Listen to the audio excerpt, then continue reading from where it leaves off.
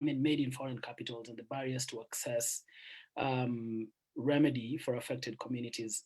So this webinar will begin with a closer examination of the US role before focusing on the activists and activism seeking change, calling for action by investors, funders, and the regulators to avoid, mitigate, and remedy negative impacts of those financial flows. So I'll just spend the next few minutes trying to speak to what the report captures in a rough sense, and then we can proceed to hear from the great activists that we have on the panel today. So too often, the root cause of many of these violations is the ongoing failure of international development models to truly center the communities who are meant to benefit from these projects. And most foreign investment decisions that impact local communities take place in the absence of local voices. And so community consultation is shallow, and if it happens at all, rather than a meaningful opportunity to include communities in the design of projects. Without that true consultation and collaboration, investments are missing their mark in many cases, as described in the Accountability in Africa report. Projects have caused intergenerational harm as families lose their livelihoods, their ability to educate their children, their health, and the delicate ecosystems that sustain them. On this webinar, we will hear directly from advocates supporting communities experiencing exactly this harm. One of the case studies, the threatened or forced evictions for a road, an infrastructure project in Uganda, that also includes a drainage channel, is so maddeningly common that it raises the question: why is this still happening? We hear time and again that lessons are being learned, and yet the harm continues. These are not aberrations; they're systemic failures. The other case study of harm caused by the privatization of education in Kenya and elsewhere reminds us that philanthropic or so-called impacts or ESG investments can be just as devastating. So speaking of funding, let's talk about where it's coming from. Although the funding landscape is changing, with China and emerging markets playing a greater role in Africa's financial flows, multilateral institutions continue to remain a major source of financing, accounting for about 1/3 of Africa's total external debt. The World Bank Group, which is the US, with the US as its largest single shareholder, provides a majority of multilateral funds in sub-Saharan Africa, just under half in MENA. And the US also plays a significant role outside of its involvement in multilateral institutions. Just to give a few examples, over half of the US International Development Finance Corporation's investments are located in the African continent. The International Development Finance Corporation is explicitly positioning itself as offering long-term financing options as an alternative to China. And then secondly, although its foreign direct investment in Africa is surpassed in dollar terms by China, the US remains the largest investor in terms of number of projects. And lastly, the US government's new Prosper Africa initiative, which with involvement from the US International Development Finance Corporation, the USAID, and the Millennium Challenge Corporation, is intended to substantially increase two-way trade and investments between the United States and Africa. So depending on the actors involved, communities may be able to access domestic, regional, or foreign courts or tribunals or non-judicial accountability offices. But then the barriers to legal accountability are significant, and some of these barriers include the cost of or lack of access to lawyers, distance between communities and courts, judicial corruption and delays, the lack of enforcement and technical legal barriers, which include jurisdiction and immunity. And so this well-known accountability gap for international finance flows has led to the creation of non-judicial accountability mechanisms associated with particular international investors. And so these international accountability mechanisms are tied to the international finance institutions and are citizen-driven offices that receive complaints from communities that are harmed by these projects, and then depending on the request from these communities, can either conduct an investigation into these projects or the policies of these institutions, or go into a dispute resolution with the companies involved. So we will hear from Teresa and Jeff about two such independent accountability mechanisms, that is the Compliance Advisor Ombudsman and the Inspection Panel, both within the World Bank Group. And as a general point, accountability mechanisms should be standard governance tools at any financial institution, not just those engaged with development. We already see accountability mechanisms at WWF as part of the OECD system, also known as the national contact points, which are supposed to receive complaints on the basis of the OECD system, and some are the Equator Principles financial institutions. Impact investors are also starting to follow suit, with a few reporting that they have grievance mechanisms available to communities in place. We expect and all should demand that this progress continues, and that critical gaps such as those at USAID in relation to Chinese overseas investment and major private and philanthropic financial flows continue to close. So these fora also suffer from weaknesses, most notably the lack of enforcement power, variable independence or transparency, a lack of emphasis on actual remedy for communities as opposed to generating lessons learned or policy changes aimed at avoiding future harm. In addition to creating these new mechanisms, where there are gaps, we need to ensure that existing mechanisms are strengthened to ensure greater accessibility, transparency, independence, and effectiveness.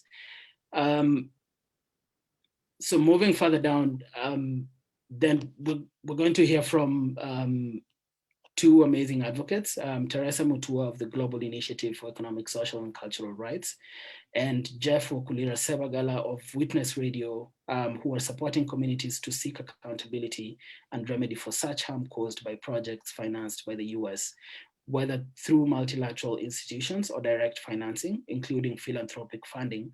We'll hear directly about the avenues for justice they have pursued and the challenges they have experienced.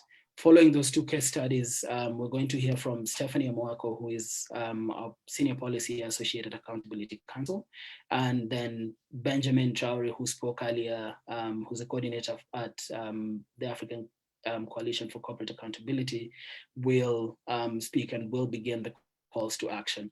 Finally, we'll conclude with a Q&A, and please feel free to send your questions using the chat function or in the open space at the end of the agenda. Thank you very much. So I'd like to invite Tess to share with us.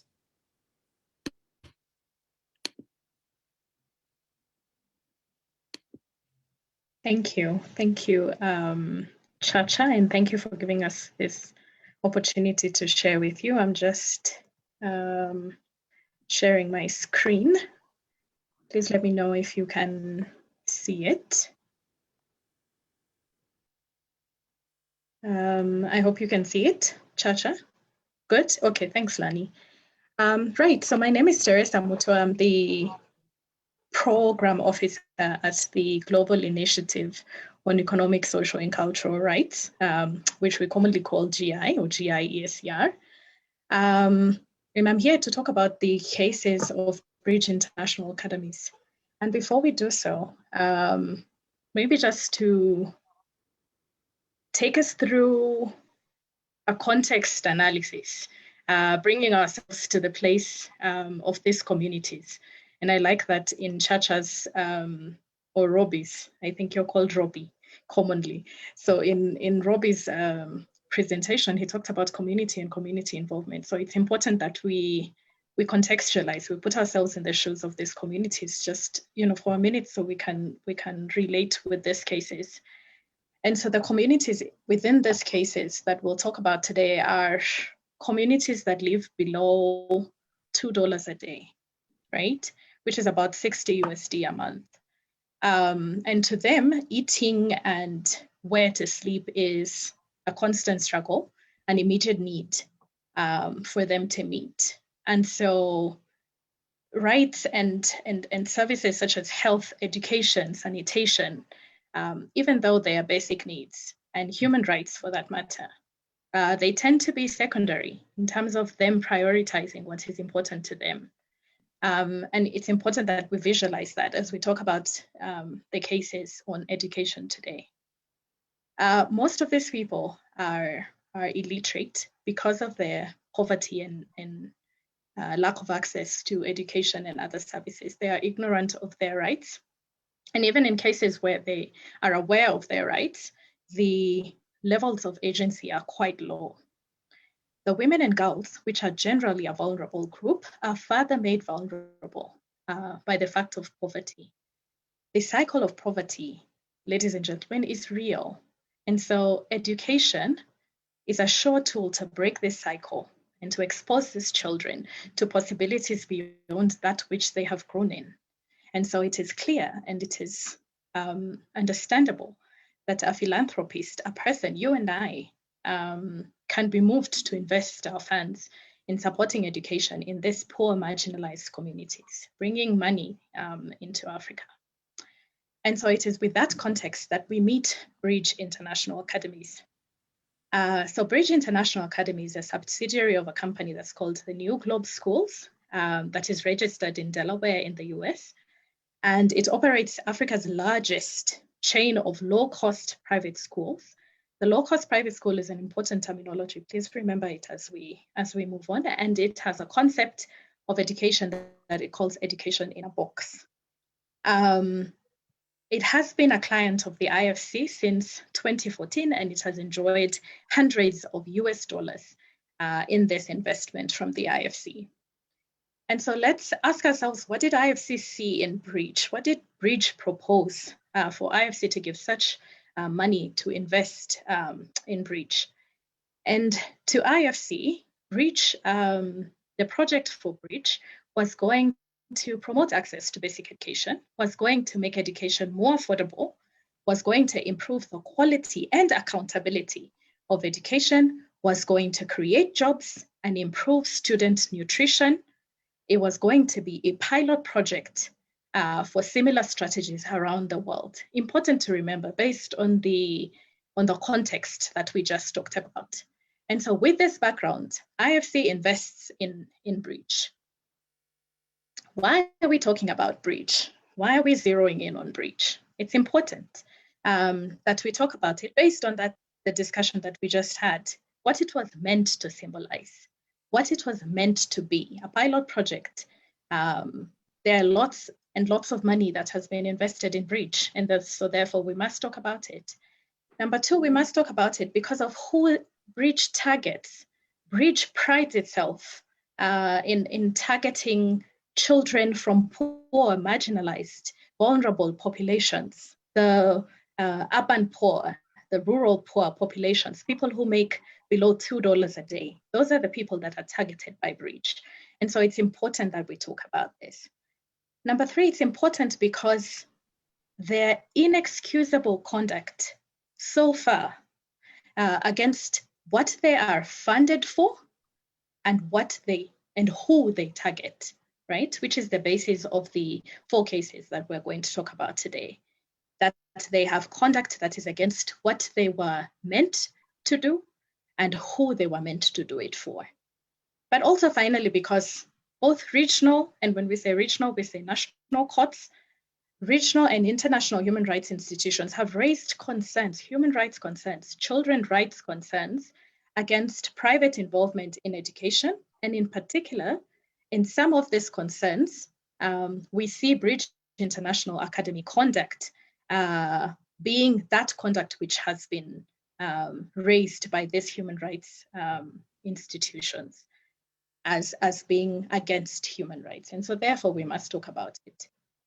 And just to note there that Bridge International, in the perspective of affordability, charges about $16 on tuition and other related costs a month per student. And this is being charged against a family whose income is $60. Now, remembering the context that we just talked about of food, what what to eat and where to sleep. This is a family that must then consider against the very many children or the few children that they have to give $16 for education to these children. So just bear that in mind as we proceed. Right, so we come to what Robi also mentioned before, the compliance advisor or the ombudsman. And this is an independent accountability mechanism that is structured under the World Bank for the private sector arms of the World Bank, which are the IFC and the MIGA. It addresses complaints by people, communities that are affected by projects that are funded by IFC and MIGA to enhance social and environmental accountability. And I think here we must mention that the purpose of CAO is not mostly to look into the justice of the citizens, but rather their focus is the social and environmental accountability of these institutions that are funded by IFC and MIGA. Another important point. Right, so just before we go there, so the process has two parts, if you may. So when a complaint is brought before the ombudsman then assesses it, and if it is it passes the assessment as per the CAO regulations of a case to be considered by itself, then it may undergo either of two it may go to either of two ways.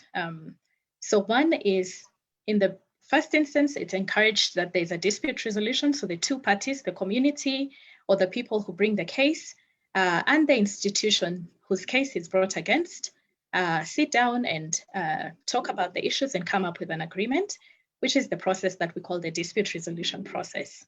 Once this is done, an agreement is set, and of course the institution is expected to oblige by the agreements that are made. If any of the parties, either the institution or the community, is not willing, because the dispute resolution process is a willing participation.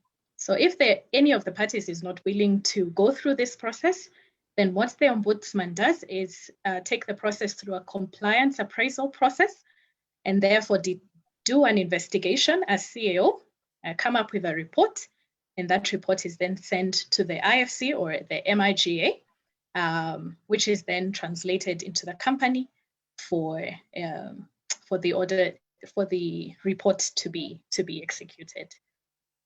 Now, the cases that we're going to discuss very quickly are 4 cases. These cases were brought against the Bridge International Academy. The first case launched in June of 2018. And this case was lodged by the support of the East Africa Center for Human Rights, H-Rights. And the complainants were 10 teachers and parents of Bridge, former and current at the time. And the issues that were raised in that case were 4, or grouped into 4. There was a compliance problem with international and Kenyan law, as well as IFC performance standards. So some of the issues that were raised there were that the majority of Bridge schools were not registered in Kenya, were operating without registration.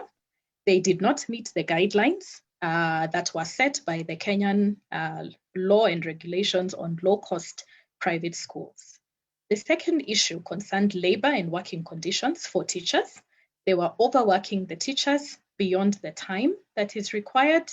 They were paying them below minimum wage, and they were putting pressure on the teachers to go out and market the school to the communities that they serve rather than to focus on teaching. So the third issue concerned the school environment, and the allegations were that the construction and the conditions of the schools were very unsafe. The accessibility and support of the children, there was no accessibility or support for children with disability or children with special needs. The teachers were not trained for that. And finally, that there was a lack of transparency, that Bridge was putting out false and misleading information in their advertising, saying one thing and doing another. that the cost that they were putting forth was not transparent. While they say that they charge about $6, if you put into consideration the other costs, uniform, books, other tools that the children need, was coming to about $16. So you go in thinking it's $6 and end up giving $16. There was no parental engagement, and there was a lot of intimidation, where somebody thought of bringing out allegations against Bridge. Those were met by threats and intimidation. And so the case was brought before the CAO. The case is ongoing. The report from the CAO was expected September of 2020, but it is not out. We hope that it is out anytime now. It is important to note that the parents and the teachers, because of intimidation that they felt that they had faced from BIA, refused to go through the dispute resolution, which is why the case went through the compliance appraisal way.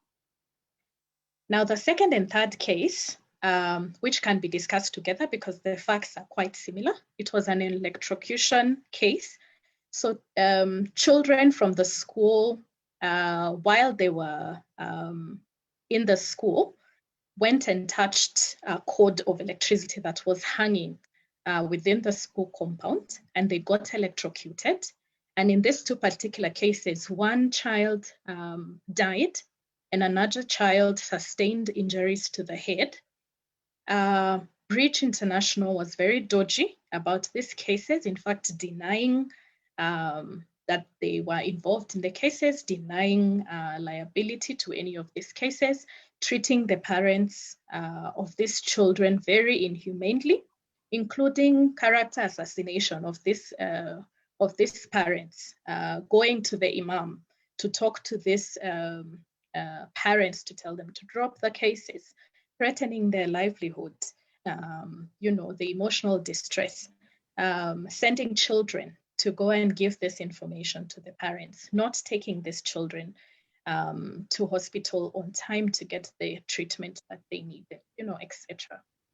And so these two cases are before the CAO as well. The two parents have agreed to settle in a dispute resolution manner. And so the process is hoped to start at the end of April, and we will see how that will go. The fourth case is a case of sexual abuse.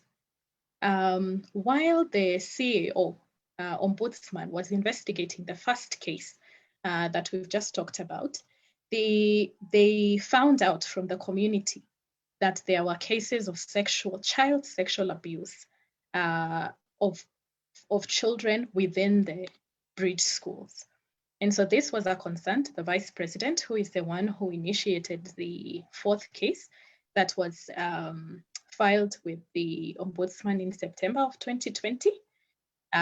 It is a case that is going the compliance appraisal way, and therefore we expect that the ombudsman will investigate, and they have committed to complete this investigation by December of 2021.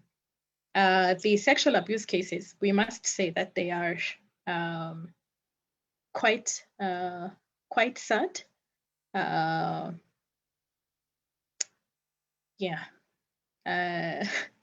They are quite sad. And for these cases to be brought against Bridge International, we hope to see the conclusion to these cases. So what then? What do we learn from these cases in conclusion? Number one, that there are challenges to bringing these cases before the CAO. One, because of what we talked about initially, that the ombudsman, the office of the ombudsman, the mandate is limited to looking into the social and environmental accountability for the IFC and MIGA.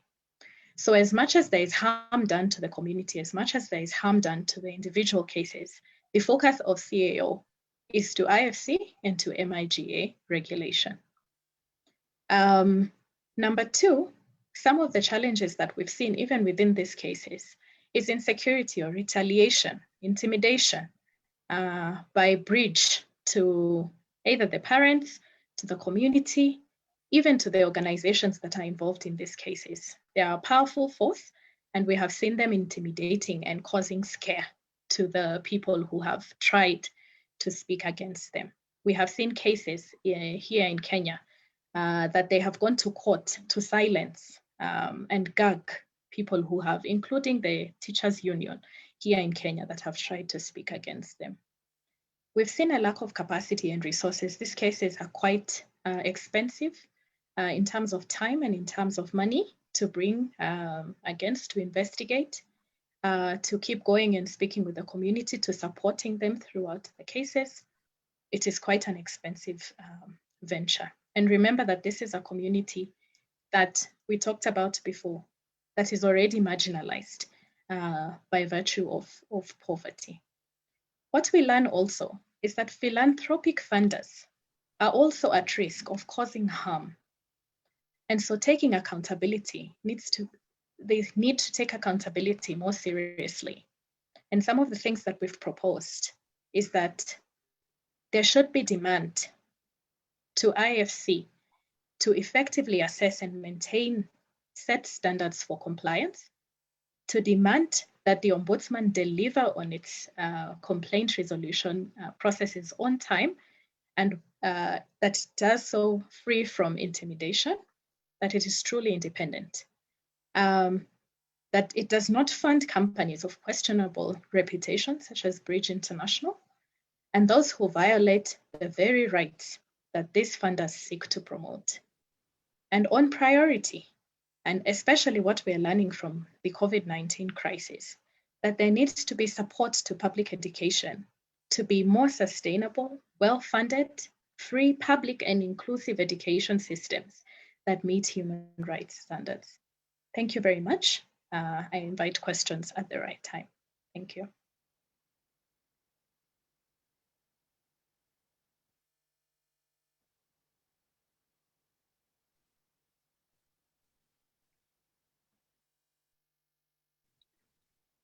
Thank you so much, Tess, for that amazing presentation.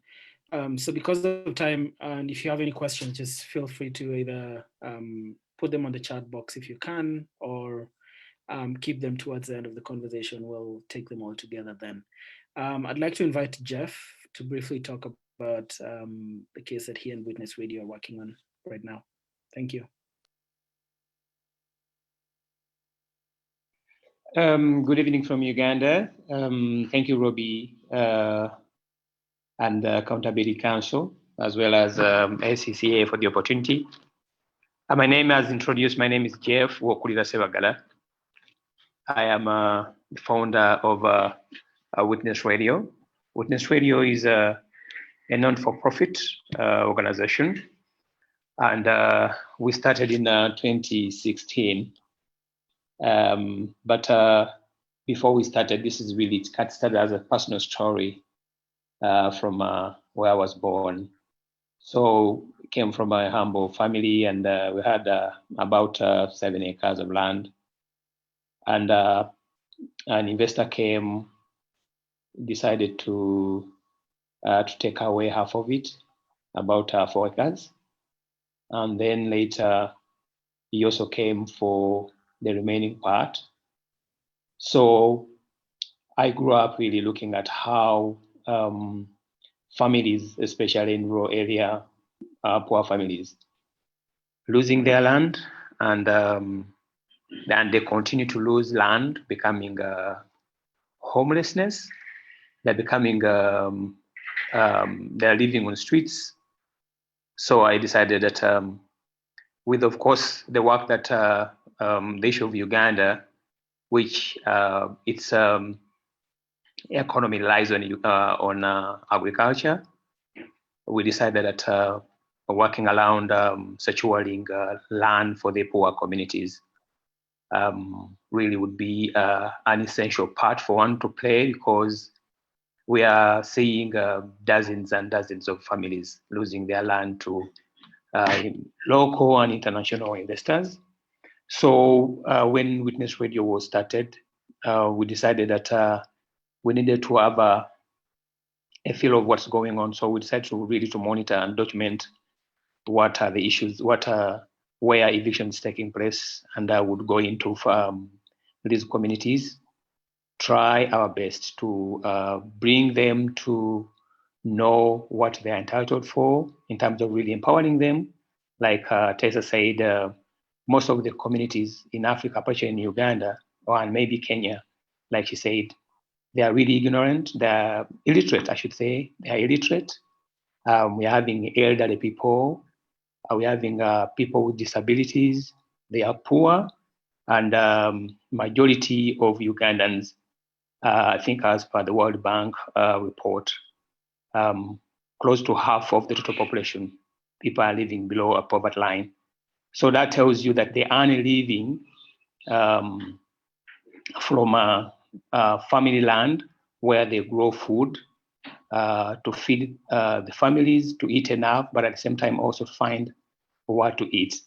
So Witness Radio decided that on top of really empowering communities to understand the law, use the same knowledge and skills to push back, we also decided that we also need to provide legal support because people who are targeting land for the poor communities, they are financially able, they have connection and politically connected. So they work with institutions like police, they work with institutions like army, they also work with private security firms, which of course, they also use courts to dispossess the poor community. So, and in this kind of work, what they do when they have targeted land is they go to court, secure a court order, because I think 70%, between 75 to 80% of our total land in Uganda is not registered.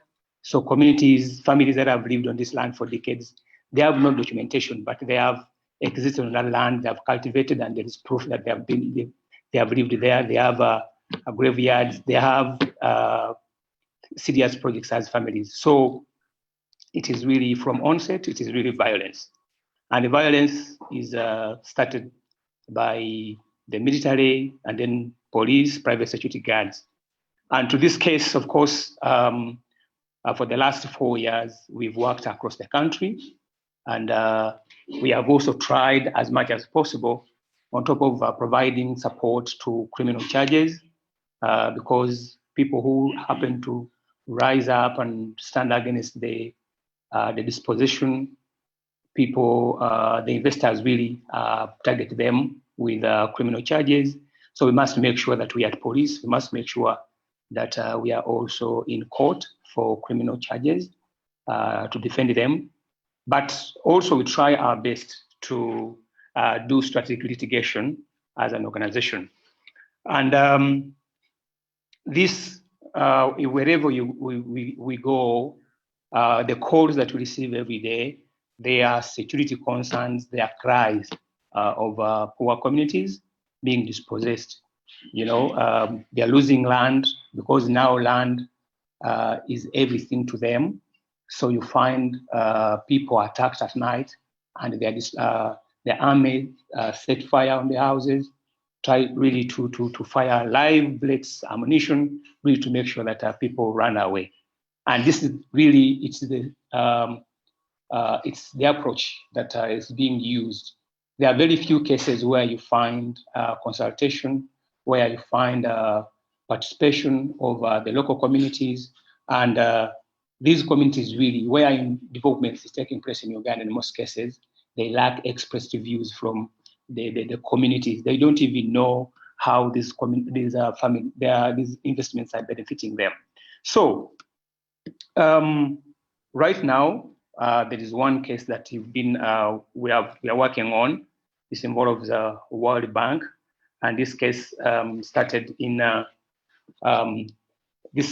project started in 2015 when KCCA, Kampala Capital City Authority, which is the authority managing the capital of Uganda, acquired a loan from the World Bank up to the tune of $175 million US. And this money was meant to build a drainage channel. To our surprise, when this loan was acquired, even before, apart from using consultants who would go and do research where this project would take place, there was no involvement of communities. There were no consultation. The project lacks people's consent.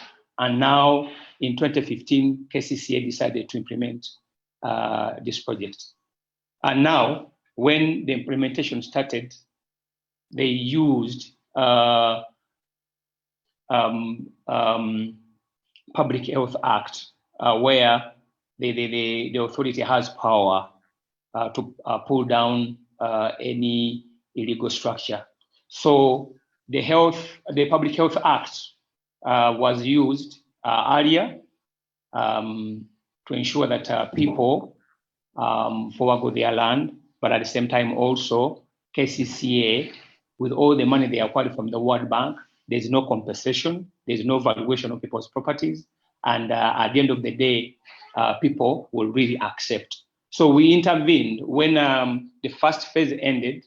The new now phase started in a community which is called Kawara. Kawara is in the suburb again. So where the project is supposed to take place, this very community area was affected by a road called a Northern Bypass. But at the same time, also the same project at the same community, the National Water and Sewage Corporation constructed a plant in the neighborhood, which of course put them really at risk. And now KCCA, without consultation, without compensating people, now they came with with notice to demolish people's properties. So we intervened, and one of the things we did were to mobilize communities. We were able to sensitize them to understand that this was illegal, and therefore they needed to push back whatever KCCA was doing. So when KCCA realized that Witness Radio had got involved, so now they changed. They called the communities and telling them that the project was to benefit them, and therefore they needed to accept what KCCA was doing. We filed the matter in court, in the High Court of Kampala, and the community again received a communication from KCCA over a forced survey. So KCCA entered the properties, they started demarcation, and also making sure that they start really mapping out where they are going to construct the channel. So to our own advantage, we had to reach out to different groups, and one of them was Accountability Council, which of course were able to work with Accountability Council, said that we raised these issues to the World Bank. We wrote to the World Bank, Kampala office. They refused, and this is now one of the challenges that we get on a daily basis. So we wrote to them, brought to their attention about what was happening, and they really refused to reply. We made another attempt, follow-up attempt. They did not. So we requested the Accountability Council team if they could help to reach out to them. And when Accountability Council reached out to them, they immediately replied. And we were happy that at the end of the day, there was a meeting organized, a virtual meeting between KCCA and the communities. So a number of issues were raised by the communities, and the World Bank accepted that there were grave concerns, and where KCCA was supposed to go back and put the house in order, make sure that people are involved, people are sensitized, they know what's going to happen, but also valuation and then compensation. After we shared what to the bigger community about what the World Bank had recommended, as we speak now, KCCA with a high level of impunity. They've never gone back to the community. What happened was they went back and communicated to the community that they were going to reduce on the size of the drainage, and they were going back with valuers to make sure that the project goes on. But as we speak, people really they live in fear. The World Bank, we invited the World Bank team to come before even filed a complaint. The World Bank said they will not come. So what we are seeing, people are at the danger of losing their property. They are in danger of losing livelihood, because where they are has been a source of life. So they have been growing food. They've been using the same money they have earned from crops they've sold to send their kids to school, get medication, and many other things. And KCCA is really committed to make sure that the project goes on. And when you look at what KCCA is doing, is the same script which is being followed elsewhere. Because one, our courts really they are facing challenges of credibility and independency, where you find that courts they are arm twisted, and they most times they okay the eviction, and people end up losing. So with this kind of intervention, we hope that working together, I think, is very key, because groups, for instance, that are based in Global South, like in Uganda, when you communicate to big funders, they tend not really to, they don't feel pressure. But when an international organization writes to them, I think they get, like I've shared already. So working together, I think, is very key. Courts really, I think, in Uganda, one of the challenges, we do not have much hope, because they take long, and sometimes it's cases really delay, projects goes on, and when you go back to court, the matter has been taken by event, and then nothing really happens. But even where the community insists that they want to be fairly treated and compensated, KCCA is not willing to compensate and make sure that there is a settlement for the community. So in a nutshell, sorry if I've taken a lot of time, this is really one of the many cases we are facing. One of the challenges that we are facing, and more investment, not only really US-based funders, but also all over the world. We are getting a lot of money because Uganda is looking at industrialization. So each and every new day, we are getting more interest for land, and these investments seem not really to plan for the poor communities. They don't want really to compensate and find alternative settlement for these communities. So if there is any question, I'll be happy to answer it at the right time. Thank you so much.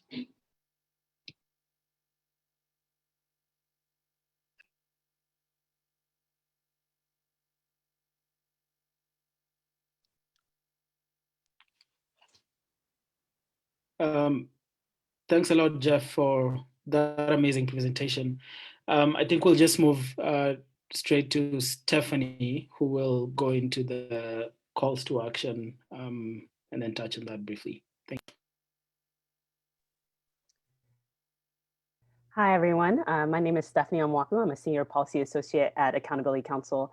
I first want to thank Tess and Jeff for their amazing presentations on the current challenges that they're working with communities to fight. And just to recap a little bit of what they've said, it seems to be that these situations happening in different countries kind of follow the same playbook. You have a vulnerable population, a vulnerable community, investors coming in to invest in projects to address needs seem great on paper. However, there are challenges in community participation, in understanding the context of the people that that these projects are supposed to serve, and then just a lack of due diligence leading to harms that can impact not only direct project participants like a Bridge International, but entire communities and across generations. And so these are dire harms that really need to be addressed. We've discussed trying to seek accountability for these harms and mentioning the role of the court system, but also the role of the accountability mechanism as an opportunity to address issues directly to the financiers of these projects, these international institutions that are investing hundreds of millions of dollars into these projects. And then also as an alternative to maybe a lengthier court process to address pressing issues. People's lands, livelihoods, and other possessions are literally on the line. And so hopefully using these mechanisms as a way to quickly address challenges. So I'm here to talk about the call to action. We've discussed the US's role in perpetuating some of these harms as financing projects through institutions or through other means. But fortunately, there are also several leverage points for the US to really ensure that projects do not harm communities, but instead benefit them and are designed according to their own priorities and purposes. And so I think the key thing to start with is that prevention is key. We want to make sure that before we even have to get to the accountability mechanism stage, that there's robust due diligence of environmental, social, human rights impacts, and monitoring of projects throughout the project cycle, so that there's not just this promise of a good project, but an actual understanding of what the project impacts are. In the multilateral development bank space, which, as Robi mentioned, the US government is the largest shareholder at the World Bank and other institutions, that means ensuring that there's robust environmental and social policies for projects and monitoring of project outcomes. And then in the private sector, what we're seeing in various countries around the world are positive developments to push companies to ensure that there's due diligence of impacts in the supply chain and the value chain. The European Union is moving closer to requiring mandatory human rights due diligence for companies to ensure that their activities are not leading to harm. And I think the US should also explore that sort of legislation to ensure that its companies are not causing harm abroad, but then also domestically. So as I mentioned, prevention is really important. And then also, as we've heard, when harms do occur or they're threatening to occur, we have to have accountability. And that means a lot of different things for where the US can come in. It means strengthening existing accountability mechanisms at the multilateral development bank system and other development finance institutions in which the US government is a participant. The US actually was key in pushing the World Bank to create the first independent accountability mechanism, which is called the Inspection Panel. And we've seen the US as a shareholder push for the strengthening of these mechanisms throughout the years as they've spread to other multilateral development banks. And that's what we're currently calling on the US to continue to do to ensure that these mechanisms meet best practices. And what we're looking at fundamentally is abiding by what are called the UN Guiding Principles on Business and Human Rights Effectiveness Criteria. So are these mechanisms accessible? Can vulnerable communities even know that this accountability option is available? Can they file a complaint in their own language? Is the complaint process predictable and transparent? And so these are the things that we look at through Accountability Counsel's policy work and in our efforts to strengthen the accountability mechanisms. We are currently working on reviews of accountability mechanisms at the African Development Bank, at the World Bank Group, including the IFC that Tess mentioned in her presentation, to ensure that these mechanisms are truly effective at the end of the day. And one of the things that we're additionally calling on is that we've seen in several cases where these mechanisms have made a significant impact in highlighting where harms have happened and where due diligence didn't occur and where there have been compliance failures. But at the end of the day, the goal should be remediating harms, restoring livelihoods, and putting communities back on a path to to wholeness, essentially. And we've seen that sometimes when we're getting to this point of, okay, harms have been confirmed, there have been challenges around resourcing remediation and a scramble to say, okay, who's going to address this? How are we going to get the funds to address this or that? And so what we're currently advocating for in these policy reviews is actually for these development finance institutions and multilateral development banks to start moving towards the development of a remedy fund, a pot of money, and it could be developed through a variety of means, but that is available to ensure that when there is harm, there are resources there to fully address the harm. So that's one leverage point. Another leverage point is ensuring accountability for US government financial flows and private financial flows.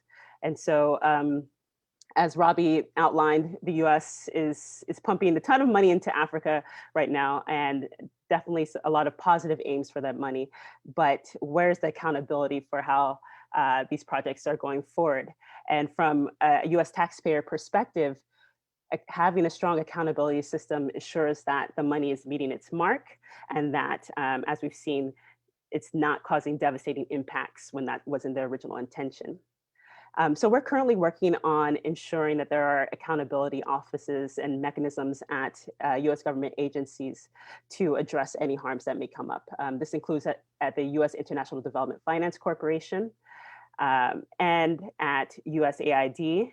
Last year, Congress recognized that its flagship development program through USAID, its flagship development agency, did not have the same sort of accountability structures that that the multilateral development banks have. And even though the US government is championing accountability in that space, we don't have the same level of accountability for our own development actions. And so Congress directed USAID to develop an accountability mechanism, and we're currently working with USAID to make sure that that mechanism meets best practices and is available to all stakeholders. And then also we are working to ensure that the US Export-Import Bank is also subject to accountability. So the US Export-Import Bank is the US government's export credit agency. It funds several infrastructure projects, including the Rovuma LNG project in Mozambique. I'm sure many of you have heard of it. It's a large liquefied natural gas project in Mozambique.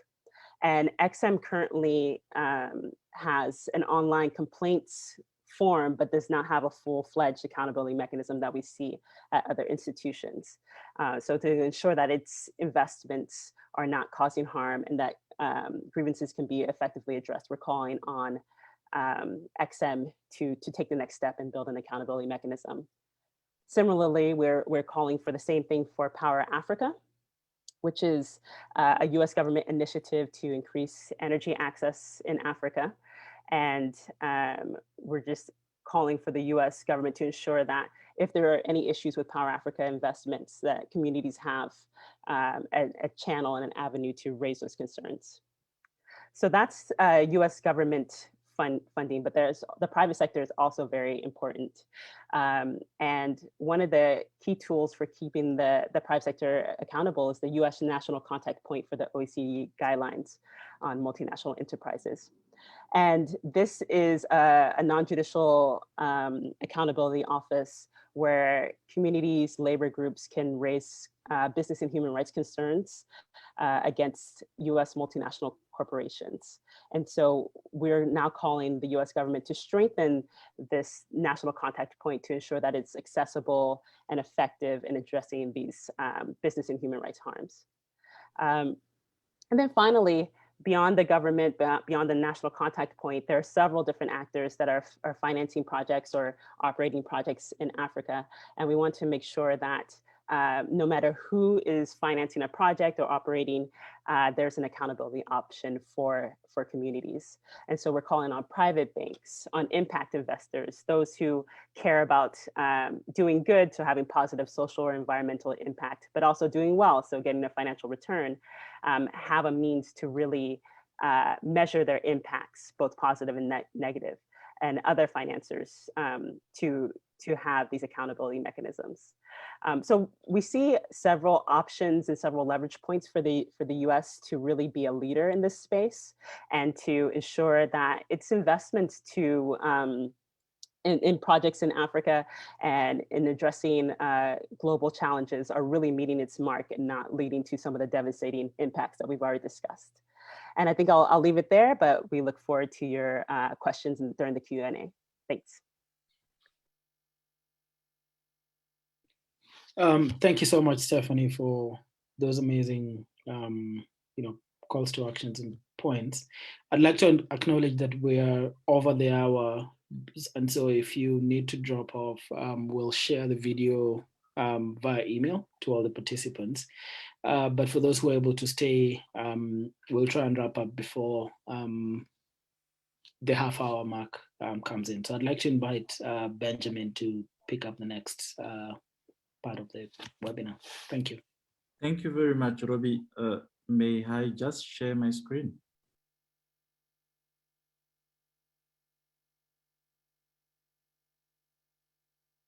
So thank you a lot. I can see that we are really behind time, so I will not, as initially planned, go through all my slides. The main point for the focus for this presentation, as I had planned, was to just give a brief presentation, introduction to our coalition, which is ACCA, the African Coalition for Corporate Accountability. As I mentioned before, we published the report together with Accountability Counsel, and we are very happy that the report has brought so much conversation around these issues. So African Coalition for Corporate Accountability is a network of civil society organizations across Africa. So I would have liked to tell you more about what we do and how we operate, but let me go very quickly to the main action points that I have identified in the context of this specific discussion. So the first action point that I would like to highlight here is the need to strengthen the regulatory framework. I think that has been already mentioned by almost all those who presented before me, especially by Stephanie. There is a need to fill the gap because there is a real gap in terms of regulations to make sure that access to remedy is effective in Africa when it comes to business-related human rights or environmental abuses. So strengthening domestic legislations include, especially in home countries such as the United States of America, to ensure effective remedy through legal standards that are adopted at the domestic level. I think Stephanie has mentioned, has referred to the due diligence principle and all the conversation that is going on around due diligence today. I think this is very important. And another important point in terms of strengthening the legal framework, in my view, is to promote access to information. So access to information is key in any access to remedy process. So we have seen many times that because of so complex corporate structures, victims do not have access to information in order for them to bring these informations, for instance, to court or to articulate their concern or their claims when they are victims of human rights abuses. So this is a very important point. Another point that is worth attention, especially from Western countries, it is the need to take into account these environmental and human rights issues when negotiations are going on around for the adoption of international investment agreements. So this would be a very good place where we can have some safeguards in terms of making sure that investors will be held accountable when abuses occur. So the second most important action point that I would like to mention here is how to ensure that remedies that exist already are effectively provided. This is a very important point as well, because sometimes remedy do exist, even if most of the time we have highlighted in our report barriers to remedy. But when these remedies exist, sometimes even when after a process, a decision is made, there is a lack of implementation. So this is a very important point also to look at, and to ensure that there is a monitoring system of, in the cases where remedy has been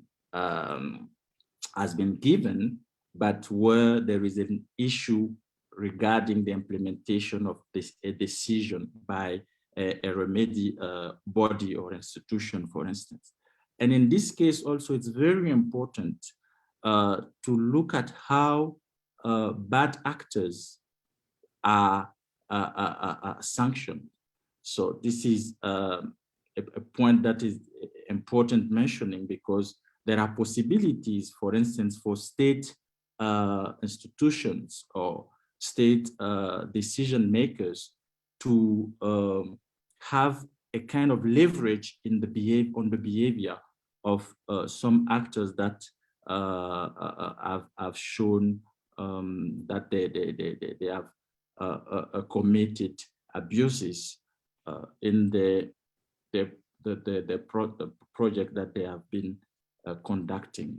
And then another point that I would like to mention here is how to make sure that human rights defenders and community advocates are actually protected. This is also something that have been already said today, highlighted by previous presentations, and I don't want to spend too much time on it, but it's very important to bring that to our attention. There is a need, because of all the repression that's oftentimes occur just because communities or individuals are trying to fight for the right, are trying to fight to get access to remedies. The attacks that they have been directed at them.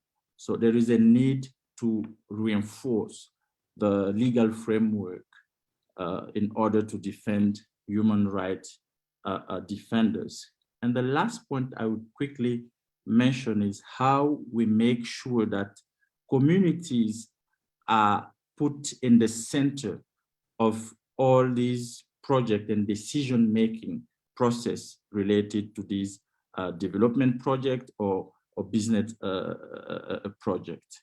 So that's includes the need to support principles such as FPIC, the free, prior, and informed consent. And this principle has been interpreted in a very interesting manner by the African human rights system, extending its scopes beyond indigenous people to all communities that are affected by business-related abuses. And this principle, according to this principle, communities must have a right to be consulted and even have a right to say no when their life and their livelihood are affected by business activities. So communities must also be put in the center of investors' decision-making processes.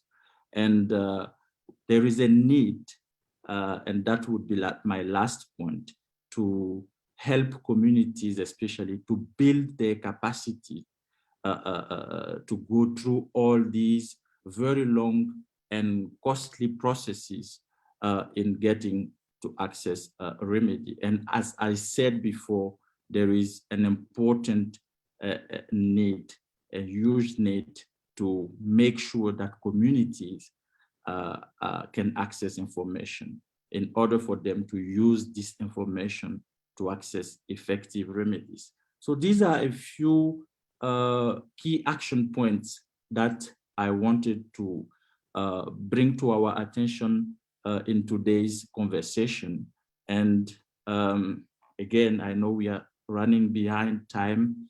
ACCA is delighted to be here. ACCA is delighted to give its support to our organizations and communities. And yeah, we are more than open to any discussion further. So I will leave it here, Robi, and give you back the floor. Thank you very much.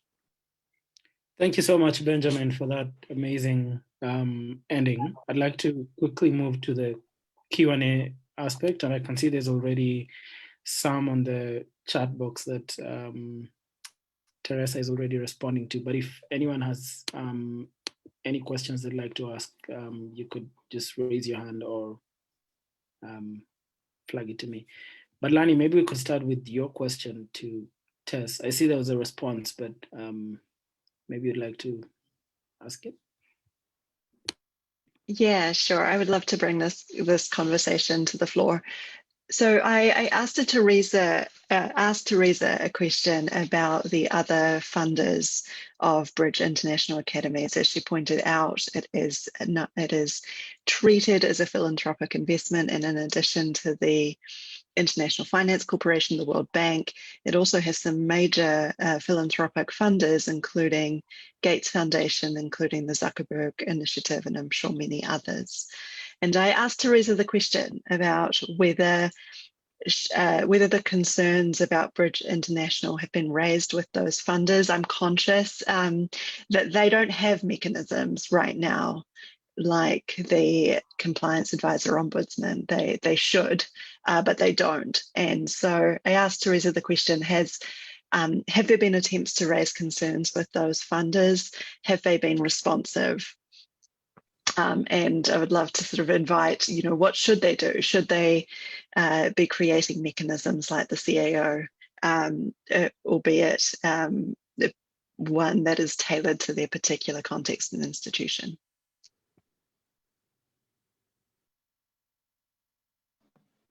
Thank you, Lani. And I think the question you ask has the answer in it. So it's just to agree with what you said. And it's important that not just to create accountability and participatory measures, as is with the case of CAO, but in my opinion, is to create mechanisms that are tailored with a community engagement angle in it. As we've seen the cases of the CAO of Bridge International Academies, all those cases, 3 of them have been instigated with the help of a civil society organization. The communities did not approach CAO on their own, perhaps didn't even know of the CAO on their own. So if we're telling these investors to create a CAO equivalent, then we miss out on community engagement. So I think this is philanthropic investor organizations and persons should find ways that are more community engaging. Go to the community and find out how their money is being spent by the people they've given it to and how it's benefiting the community. Yeah. Thank you so much, Tess. I don't know if there's any other question. I realize there's a question to Tess from Rama Tladi. I hope I'm pronouncing that correctly. But I can only see a response, and I can't see what the question was. So Rama, would you like to reshare your question so we can all hear it?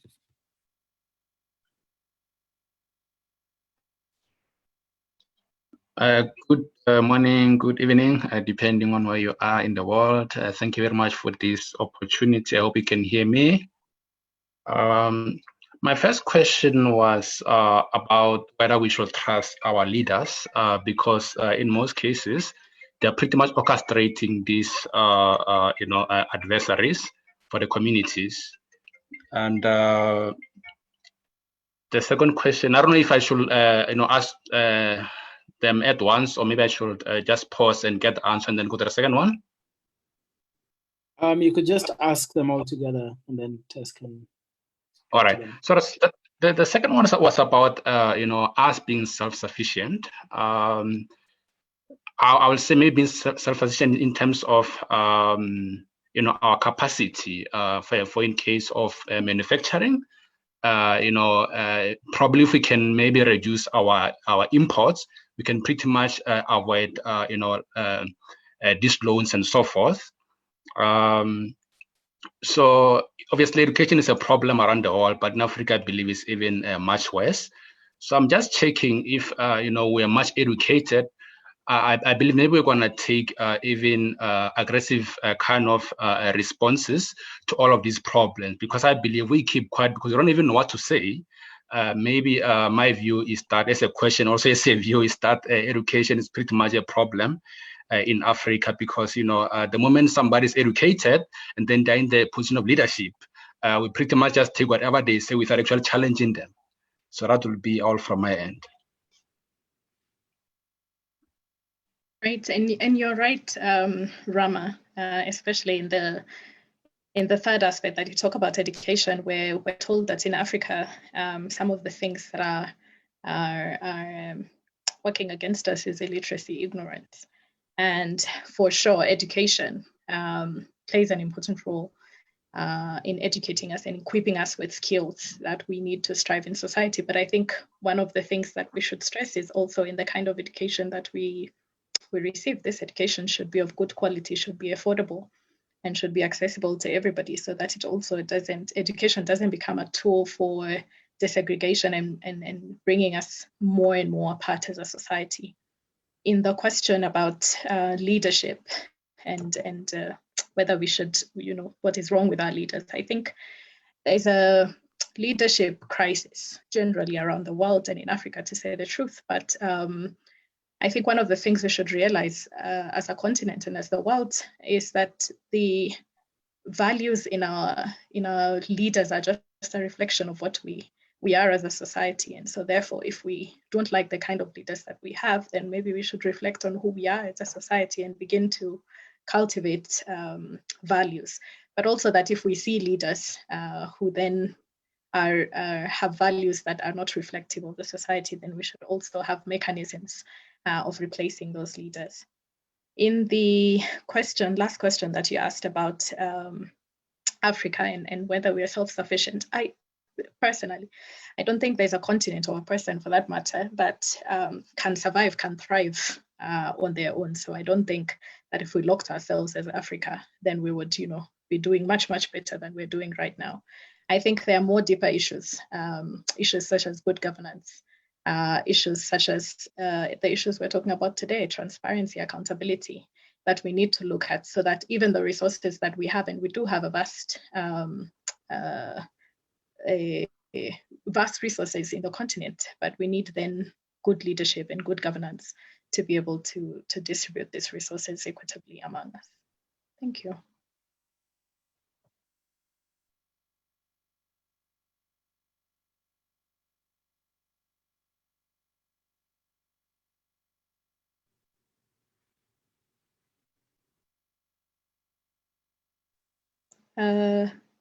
Chacha, are you there with us? Maybe Stephanie, you can. Yeah, I think maybe Robi is frozen, but are there any other questions? Maybe we'll take a couple more and get to the half hour.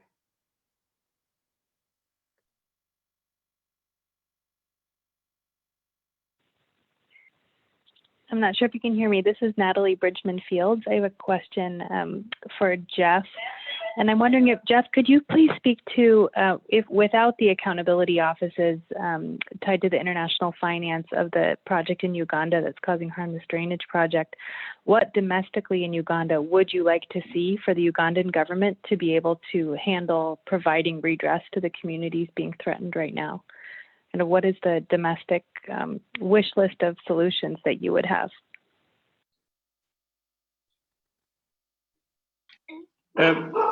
Thank you, Natalie.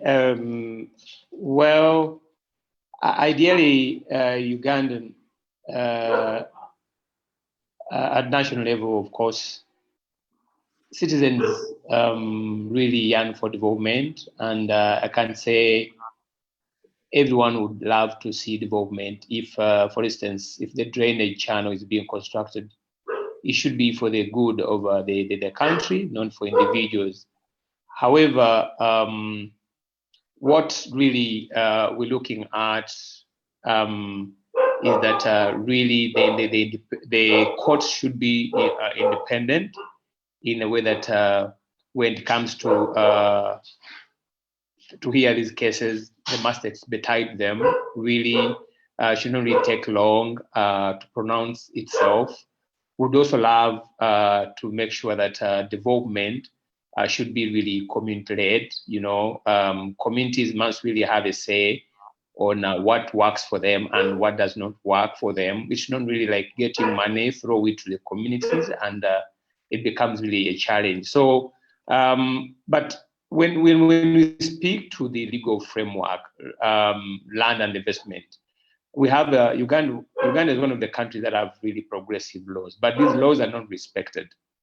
So the respect for rule of law, for the institutions like a judiciary, I think this is we need really to make sure that as a country, I would love to have them really act accordingly. However, like earlier said by earlier speakers, that the issue of bad governance really, I think, touches on every aspect of our lives. So I think until maybe we find an answer to the bad governance issue we have, like for instance in Uganda, I think people I think are getting they're living at the edge. They're seeing no solution. They are becoming hopeless each and every new day, which I think sets really a bad. Not, I think it puts really the country at risk, because we fear that the next conflict might be from those who have been dispossessed, because they are getting more and there's no plan for that. I'm not sure if I have answered you well, but that is all the views I can share. Thank you. Thank you, Jeff.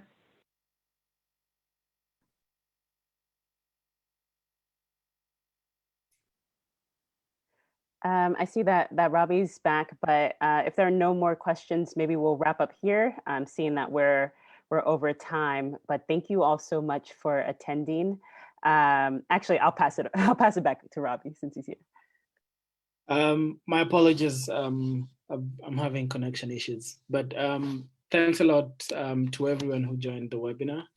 I'd like to particularly thank Teresa and Jeff for taking their time to present on their cases and the struggle in supporting communities that have been affected by some of these projects. Thank you also to Benjamin and Stephanie for the great insights and action points, and to all of you for listening through over the hour up until now. We'll keep you posted on the next steps, because I'm sure there are more webinars about this that we need to unpack and discuss on. Thanks a lot to everyone, and have a good day or good evening, depending on where you are. Thank you. Have a good evening. Thank you. All right, cheers, guys.